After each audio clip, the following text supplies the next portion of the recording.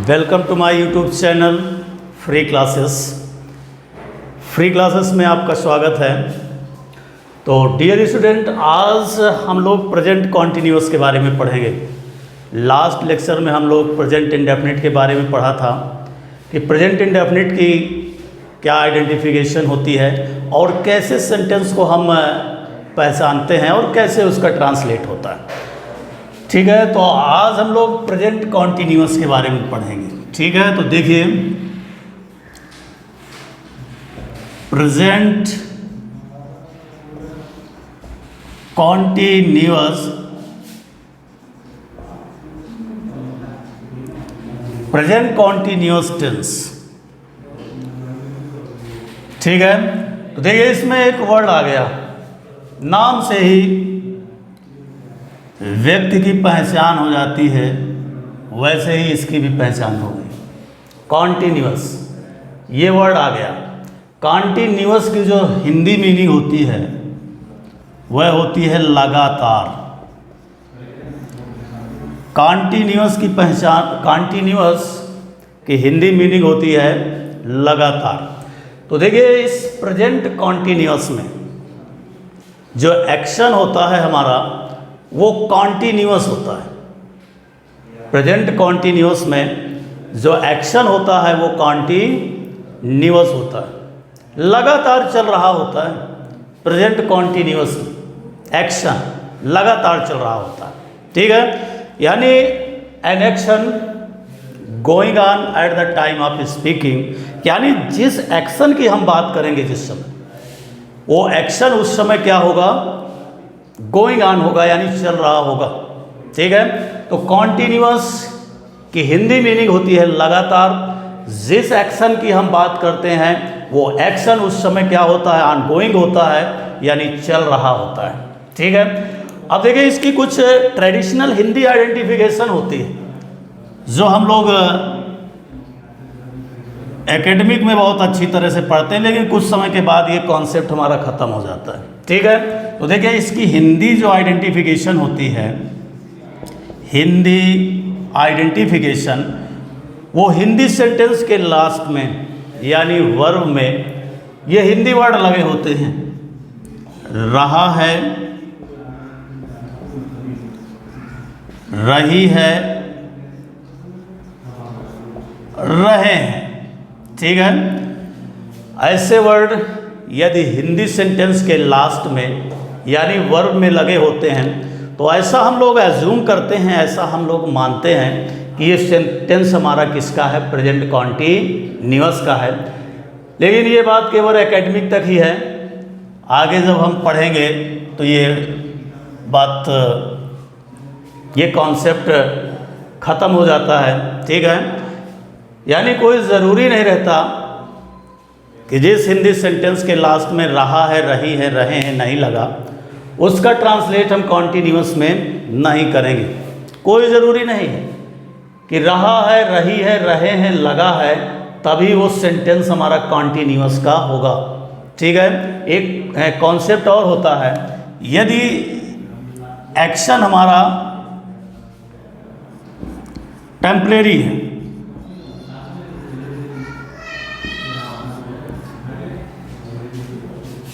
Incomplete है,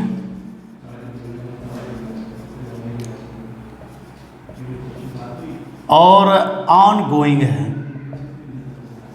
यदि इस सेंटेंस में ऐसी बातें हैं तो उस सेंटेंस का भी ट्रांसलेट हम किस में करेंगे, प्रेजेंट कॉन्टिन्यूअस करेंगे।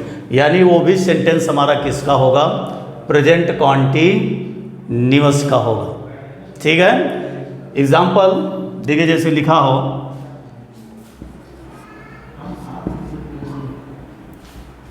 मैं नदी किनारे बैठा हूँ। मैं नदी किनारे बैठा हूँ। और देखिए इस सेंटेंस में, देखिएगा इस हिंदी सेंटेंस, मैं नदी किनारे बैठा हूँ। अब देखिए इस सेंटेंस में कहीं पर भी रहा है, रही है और रहे हैं ऐसा कोई वर्ड नहीं लगा, लेकिन ये सेंटेंस भी हमारा किसका है? प्रेजेंट कॉन्टिन्यूअस का। देखिए बात इसमें देखिएगा, यानी प्रेजेंट कॉन्टिन्यूअस में जो हमारा एक्शन होता है वो एक्शन क्या होता है? टेम्परेरी होता है। टेम्परेरी के साथ साथ ऑनगोइंग होगा, ऑनगोइंग होगा, और ऑनगोइंग के साथ साथ यदि ऑनगोइंग होगा तो इनकम्प्लीट जरूर होगा, यानी वो पूर्ण नहीं होता, ऑनगोइंग होता है, चल रहा होता है। ठीक है, तो मैं नदी किनारे बैठा हूँ, टेम्परेरी एक्शन है, टेम्परेरी है, कुछ समय तक बैठा रहूँगा, इसके बाद खड़ा होकर के अपने घर चला जाऊँगा, परमानेंट कोई बैठा नहीं रहूँगा।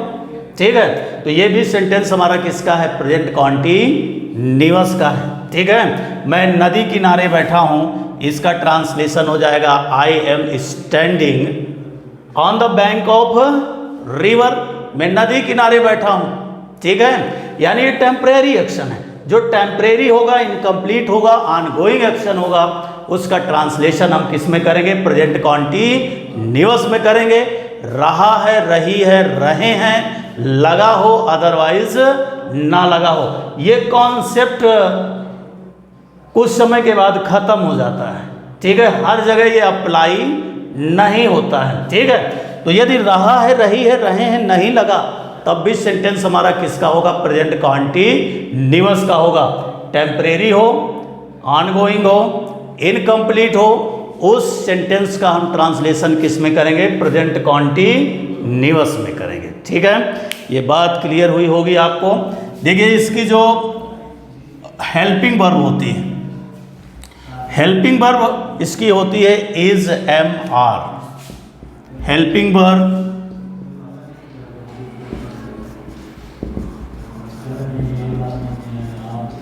वर्ब इसकी होती है इज एम आर, और वर्ब की फोर्थ फॉर्म का यूज करते हैं। फोर्थ फॉर्म बोले तो वर्ब की फर्स्ट फॉर्म में आई एन जी लगाते हैं। ठीक है, वर्ब की first form plus I N G, यानी वर्ब की फोर्थ फॉर्म लगाते हैं। ठीक है, यदि सिंगुलर नंबर होगा सब्जेक्ट तो इज का यूज करेंगे, प्लूरल नंबर सब्जेक्ट है तो आर का यूज करेंगे, और यदि आई एज अ सब्जेक्ट आया है तो उसके साथ हम किसका यूज करेंगे?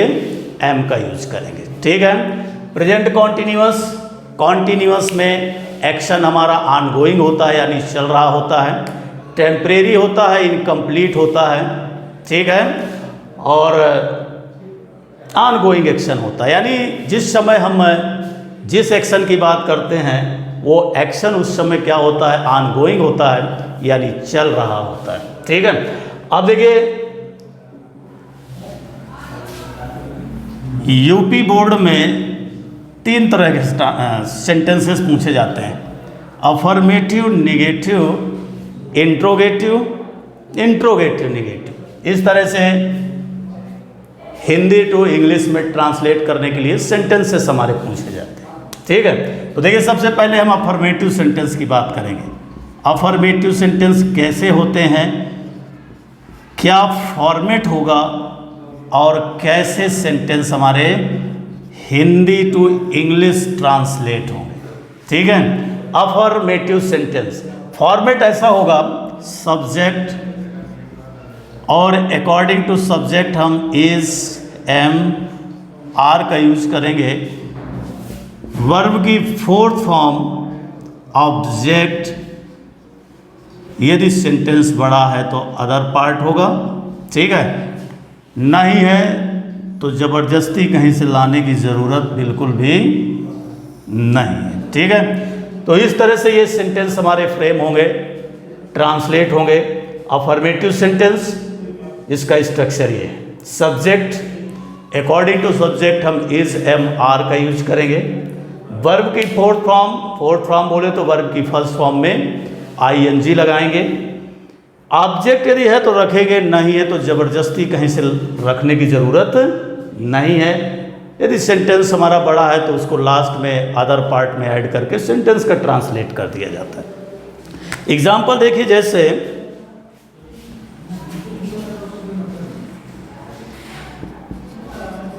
लिखा है, बेचारा भिखारी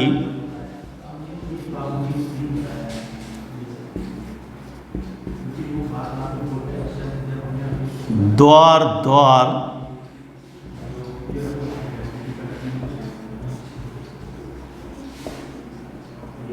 भीख मांग रहा है। बेचारा भिखारी द्वार द्वार भीख मांग रहा है। ठीक है, अब देखिए ये सेंटेंस हमारा प्रेजेंट कॉन्टिन्यूअस का है, बात समझ में आ गई होगी। बेचारा भिखारी द्वार द्वार भीख मांग रहा है, यानी एक्शन हमारा। तो बच्चों थोड़ा सा टेक्निकल प्रॉब्लम हो गई थी, इसलिए थोड़ा सा दिक्कत हो गई, उसी के आगे देखेंगे। तो देखिए बेचारा भिखारी द्वार द्वार भीख मांग रहा है। तो देखिए इसका ट्रांसलेट, अब आप बात समझ में आ गई होगी। सेंटेंस हमारा कॉन्टिन्यूअस का है, भीख मांगने का काम जारी है, बंद हुआ नहीं है। तो इसका ट्रांसलेशन हम करेंगे प्रेजेंट कॉन्टिन्यूअस। ऑनगोइंग एक्शन है, ऑनगोइंग टेम्परेरी एक्शन जो होगा उसका ट्रांसलेशन कॉन्टिन्यूअस नहीं करेंगे। रहा है, रही है, रहे हैं से कोई मतलब नहीं, लगा हो अदरवाइज ना लगा। ठीक है, तो देखिए बेचारे की इंग्लिश तो होती है पुअर। ठीक है, गरीब होता है इसके मीन्स, और बेचारा भी होता है, जो गरीब होगा वही बेचारा भी। तो poor beggar, subject singular is लगा देंगे। पुअर बेगर इज, भीख मांगने की इंग्लिश क्या होती है? बेग होती है। Poor beggar is begging. और द्वार द्वार भीख मांग रहा है, कहां पर मांग रहा है? द्वार द्वार, यानी इस दरवाजे से उस दरवाजे तक। ठीक है, सेपरेशन, जहां पर सेपरेशन होता है प्रीपोजिशन फ्रॉम लगाते हैं। तो poor beggar is begging from door to door. ठीक है, कोई दिक्कत इससे रिलेटेड नहीं होगी। Poor beggar is begging from door to door, बेचारा भिखारी द्वार द्वार भीख मांग रहा है। ठीक है, नेक्स्ट सेंटेंस देखिए, वह मुझसे आज मिल रहा है। वह मुझसे आज मिल रहा है। वह मुझसे आज मिल रहा है। बात क्लियर होगी? ठीक है, वह मुझसे आज मिल रहा है। तो इसका ट्रांसलेशन क्या हो जाएगा? He is seeing, SEING, he is seeing me today. He is seeing me today. वह मुझसे आज मिल रहा है। ठीक है, नेक्स्ट सेंटेंस,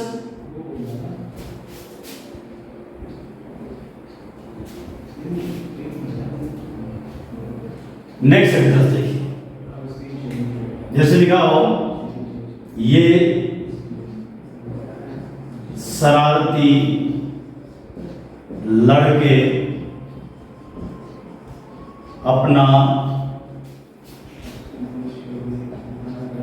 समय नष्ट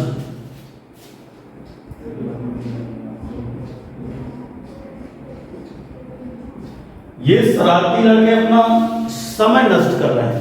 ठीक है, देखिए सेंटेंस कॉन्टिन्यूअस का है, समय नष्ट कर रहे हैं, यानी समय बर्बाद करने का जो समय बर्बाद करने का कार्य है वो कंटिन्यूअस चल रहा है, रुका नहीं है, अभी बर्बादी जारी है।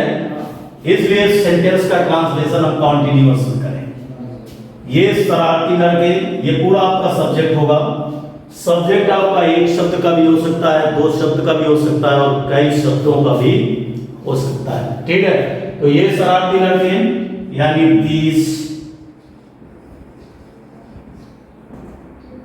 these naughty boys,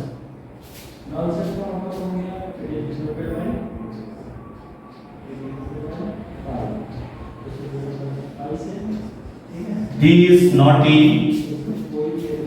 boys। अब एक नहीं बहुत सारे हैं, सब्जेक्ट प्लूरल है हमारा, आर लगाएंगे। These naughty boys are, बर्बाद करने की इंग्लिश वेस्ट होती है, ing लगा देंगे तो क्या हो जाएगा, wasting. These naughty boys are wasting, और क्या wasting, अपना समय बर्बाद कर रहे हैं, तो wasting their time. These naughty boys are wasting, क्या wasting, अपना समय यानी their time. कोई दिक्कत इससे रिलेटेड हो गई नहीं, बिल्कुल नहीं. तो देखिए सब्जेक्ट वर्ब और ऑब्जेक्ट, कोई भी इंग्लिश सेंटेंस का जो फॉर्मेट होता है वो सब्जेक्ट वर्ब एंड ऑब्जेक्ट, इसी फॉर्मेट के अकॉर्डिंग उसका ट्रांसलेट होता है. Subject verb and object. Object है तो रखेंगे, नहीं है तो जबरदस्ती कहीं से रखने की जरूरत नहीं. सेंटेंस में जितना है उतना ही रखेंगे, अपने से कुछ भी जोड़ने की जरूरत बिल्कुल भी नहीं.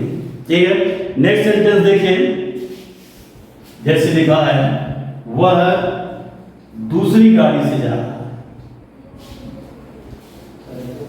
वह दूसरी गाड़ी से जा रहा है.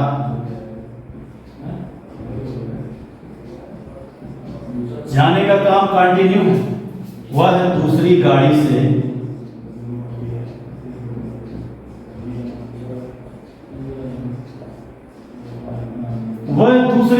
जा रहा है. ठीक है, ऑनगोइंग एक्शन है.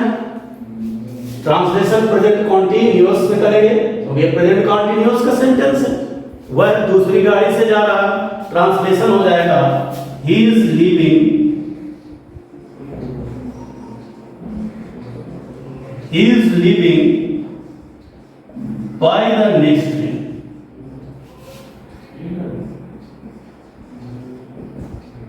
He is leaving by the next train. वह दूसरी गाड़ी से जा रहा है. तुम फुटबॉल मैच खेल रहे हो, राधा गाना गा रही है. इस टाइप के जो सेंटेंस होंगे उनका ट्रांसलेट हम प्रेजेंट कॉन्टिन्यूअस में करें. ठीक है, बस ये कॉन्सेप्ट याद रखना है आपको. इसमें एक्शन जो होता है हमारा टेम्परेरी एक्शन होता है. टेम्परेरी और इनकम्प्लीट. इनकम्प्लीट और इनकम्प्लीट के साथ क्या होगा, ऑनगोइंग एक्शन होगा. ऑनगोइंग यानी चल रहा होगा. At the time of speaking यानी जिस समय हम जिस एक्शन की बात कर रहे होंगे वो एक्शन उस समय क्या होगा, ऑनगोइंग होगा यानी चल रहा होगा. यदि ऐसी पहचान है सेंटेंस में, वो सेंटेंस हमारा किसका होगा, प्रेजेंट कॉन्टिन्यूअस का होगा. ठीक है, तो देखिए यदि ये बातें हमारी आपके समझ में आई हों तो लाइक करिएगा, और ज़्यादा ही बात समझ में आ गई हो सब्सक्राइब करिएगा, और सब्सक्राइब के साथ साथ अपने घनिष्ठ मित्रों तक भेजिएगा, जिससे आपको भी बेनिफिट हो और दूसरे को भी हो. ठीक है, दैट्स ऑल. Thank you.